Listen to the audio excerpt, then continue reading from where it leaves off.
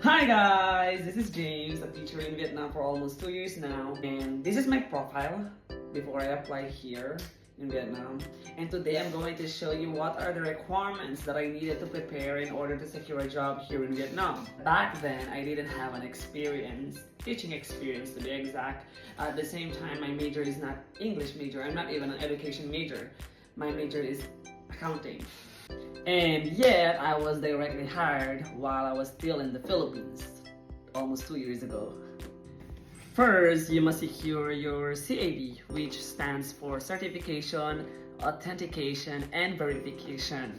So this document you can directly request from from the school where you graduated. So this document serves as your proof that your academic credentials are valid and authentic and recognized by the government.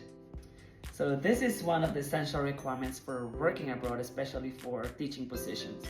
Next, you will need to have TESOL certificate. TESOL stands for Teaching English to Speaker of Other Language.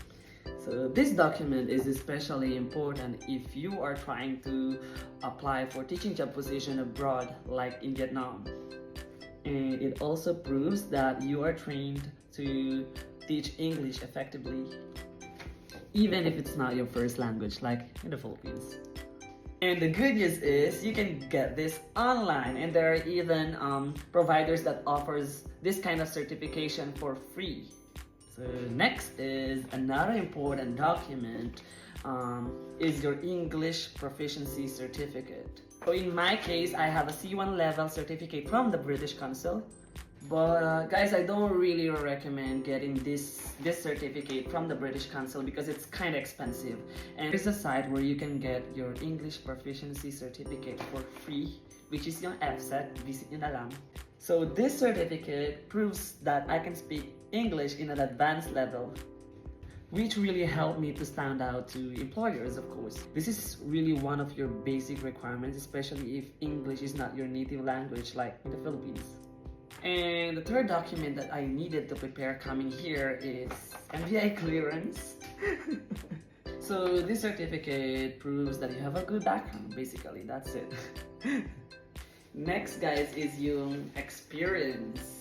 COE. So I already told you guys that coming here in Vietnam, I didn't really have experience, right? So what I did was I took like a voluntary teaching certification, something like that.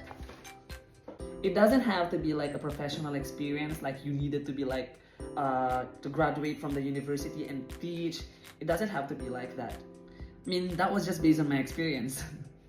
Mind you guys, I got accepted, of course. I'm here in Vietnam, even though this is the only requirement or this is the only document that I submitted. Last but not the least, of course, it's given your passport. Of course, how can you go out from the Philippines if you don't have this, right? So get nyo na to, sobrang dali lang naman itong kunin. That's it, guys. Those are the requirements that I prepared coming to here. PS, that was based on my experience, okay? See ya.